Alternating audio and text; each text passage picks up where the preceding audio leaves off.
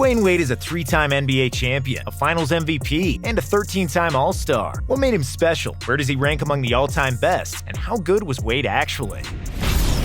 Road to the NBA. Some of the best and toughest NBA players ever came from Southside Chicago, where murder and violence are an everyday occurrence. But of all of them, D. Wade had the toughest road to the NBA. Growing up in one of the most violent and dangerous parts of the world, even his home wasn't safe. Dwyane's mother was a heroin addict and rarely spent time with her son. When she was at home, she was hanging out with drug dealers. Young Dwyane was traumatized when police broke into their house and arrested his mom. Then one day, his older sister made a move that probably saved Dwyane's life. She told him they were going to the movies, but she actually took him to their father, who lived with his new family in the Chicago suburbs. There, the small-statured Dwyane started playing basketball with his stepbrothers. He was usually the smallest player on every court, but Wade was always the fastest. When he eventually sprouted to 6'4" in shoes, with a freakishly long 6'11" wingspan and explosive rocket fuel in his bounce, he became a nightmare for the opposing guards. Athletic and super quick, Wade averaged 27 points and 11 rebounds as a high school senior, earning himself a scholarship from Marquette University. As a sophomore, Wade led Marquette in scoring and was the best ball thief in the entire conference. However, his best was yet to come. In his junior season, Wade averaged 21.5 points and played stellar defense, leading Marquette to success they haven't reached in 25 years. In the Elite Eight, Marquette was a heavy underdog against the title favorite Kentucky, who won consecutive 26 games. But they didn't have Wade, whose drives to the basket were unstoppable. He dominated with 29 points, 11 rebounds,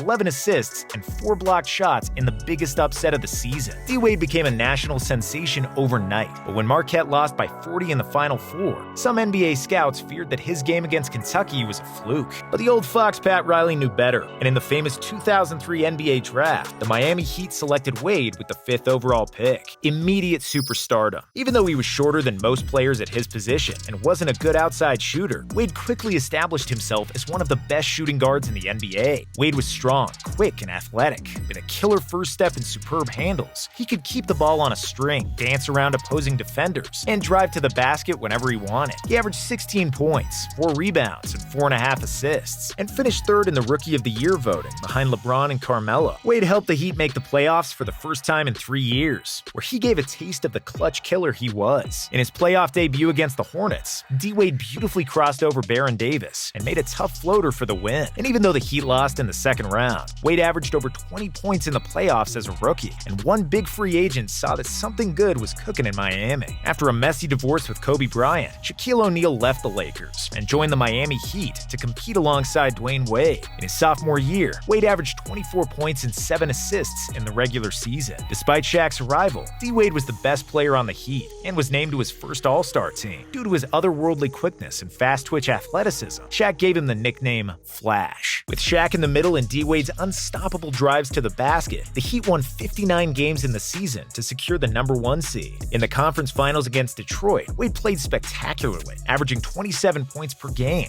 and leading the Heat to a 3-2 advantage in the series. Unfortunately, he got injured and missed Game 6. He returned for Game 7, but he clearly wasn't at 100%, and the Pistons won the series. Come 2006, Wade improved his numbers in every category, averaging 27 points, 6 boards, 7 assists, and 2 steals per game. In the conference finals, Miami avenged the loss to the Pistons. Wade played the best basketball of his career, leading all scorers with 26 points per game, shooting an unbelievable 62% from the field in the series. However, in the finals against the Mavs, things couldn't look worse for the Heat. They lost the first 2 games and trailed by 13 with 6 minutes to go in Game 3. And even though he was the youngest player on the Heat, Dwyane said to his teammates, "I ain't going down like this." Wade then went on a scoring tear, scoring 12 of the final 20 Miami points, forcing a miraculous turnaround. The Heat won in overtime, and D. Wade finished with 42 points and 13 rebounds. Game 4 was a blowout, and Wade led Miami to victory with 36 points. In Game 5, Miami was trailing by 2 with 10 seconds to go. Wade took things into his own hands and made the clutch basket to send the game to overtime. In OT, the Mavs led in the final seconds, and it again seemed like the Heat would lose. But then, Wade somehow split 3 defenders and made a drive to the basket until he got fouled. He calmly finally hit both free throws with 2 seconds remaining to give the Heat a 1-point lead and the victory. In Game 6, the Flash was cooking again. He was nailing jumpers, blocking shots, and doing whatever it took to win. The Heat ultimately prevailed and won the championship, with Wade as the Finals MVP. He averaged 34.7 points, 8 rebounds, 4 assists, and nearly 3 steals per game. It was complete domination on both ends of the floor, in one of the slowest-paced finals ever, and his 34.7 points per game are even greater if you know that the Heat averaged just 92 points in the series. At the time, Wade's 33.8 player efficiency rating was the best ever mark in the finals. Injuries and poor rosters. Just one season after they won the title, Miami Heat fell apart. Wade suffered through knee and shoulder injuries. The veteran core around him deteriorated, and the Heat got swept in the first round of the playoffs. The 2008 season was even worse. Shaq was constantly fighting with Pat Riley until he got traded mid-season. Wade missed 30 games because of persistent knee problems, and Miami finished with the worst record in the NBA. After the season, Wade joined Team USA for the 2008 Olympic Games. Despite sharing the floor with Kobe, LeBron, Chris Paul, Carmelo, and many other superstars, it was Wade who led the Redeem team in scoring, bringing home the Olympic gold. For the 2009 season, Wade was fully healthy, and he showed everybody why healthy Dwyane Wade is one of the most dangerous basketball players on the planet. Nobody could stop him in transition, and his drives to the basket were a mix of speed and power we have never seen in a player at his size. Just ask poor Anderson Varejao, who suffered the wrath of Wade in one of the worst posterizations in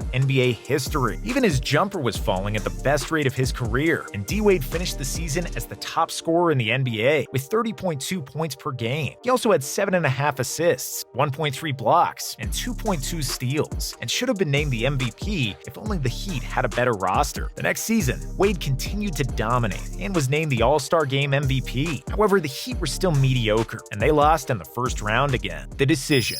Pat Riley threw his championship rings on the negotiating table in front of LeBron and Chris Bosh, but they ultimately decided to join the Heat because they were good friends with Dwyane Wade, and LeBron declared that he was going to take his talents to South Beach. Miami Heat became the #1 title contender, the biggest NBA villains, and the only topic of any sports media. However, the Heat had a rough start with a 9-8 record and the infamous LeBron James shoulder bump to a young coach, Eric Spoelstra. But as the season progressed, Miami improved. LeBron and Wade averaged over 25 points per game, and their full-court lob passes and dunks were must-see TV. It seemed like everything was going according to plan, and that the Heat would win not 1, not 2, not 3 championships, as LeBron famously proclaimed. But Dirk Nowitzki and the Mavs had other plans. Even though the Heat led 2-1 in the series and had a big lead in the fourth quarter of Game 4, Nowitzki played spectacularly and stole Game 4. Mother effer, do something. Don't just stand there, Wade unapologetically said to James during a timeout late in Game 5. But LeBron was extremely passive.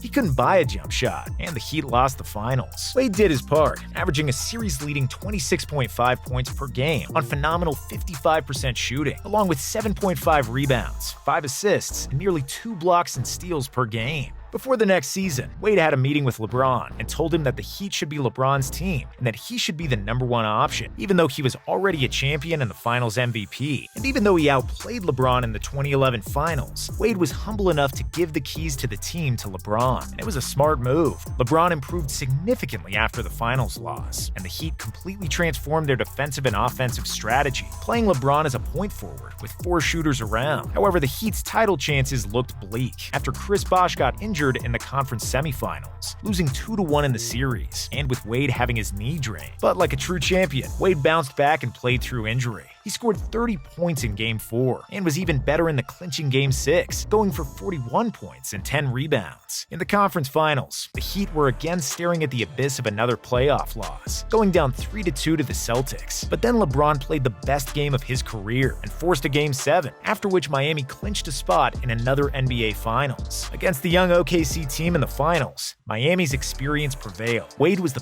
perfect Robin to LeBron's Batman, averaging 23 points, 5 rebounds, and 6 assists in a 4-1 series win. Next year, the Heat reached their full potential, adding Ray Allen and Rashard Lewis to stretch the floor and moving Chris Bosh to the center position permanently. Miami won a franchise record 66 games, including 27 games in a row. Even though the Pacers gave them a lot of trouble in the conference finals, Miami won the series in 7 and made a 3rd consecutive trip to the NBA Finals. But despite being favorites, the Heat were once again on the brink of elimination. They were losing 3-2 in the series and were trailing by double digits digits in the fourth quarter of Game 6. The NBA staff had already started preparing for the Spurs celebration, but LeBron brought the Heat within distance, and Ray Allen's three in the final seconds tied the game in what was arguably the biggest shot in NBA history. The Heat prevailed in overtime and won Game 6, and then did the same in Game 7. Even though he had clearly lost half a step, and we could see a decline in his athleticism, Wade still averaged 20 points, 5 rebounds, and 5 assists in the finals. However, in 2014, despite losing just 3 playoff games on the way to the finals, the Spurs were just too good, and they defeated the Heat in 5 and won the NBA title. Even though LeBron played the best and most efficient ball of his career, Wade struggled mightily, averaging just 15 points in the finals. Final years. After the loss in the 2014 finals, LeBron decided to ditch the aging Wade and go home to Cleveland. Without James in the lineup, Wade was still good enough to make the All-Star team, but he and Bosh weren't healthy enough to make a significant push in the playoffs. In 2016, Wade was a free agent, and he stopped talking to Heat president Pat Riley over a contract dispute. Wade bolted for Chicago to play for his hometown Bulls, where he averaged 18 points per game at the age of 35. Next season, he joined LeBron in Cleveland, but the Cavs had horrible chemistry and defensive issues throughout the season. In a mid-season trade that saw half of the Cavs roster traded away, Wade was given the opportunity to return home. He played the last season and a half in Miami and finished his career in front of his fans in Wade County. Legacy.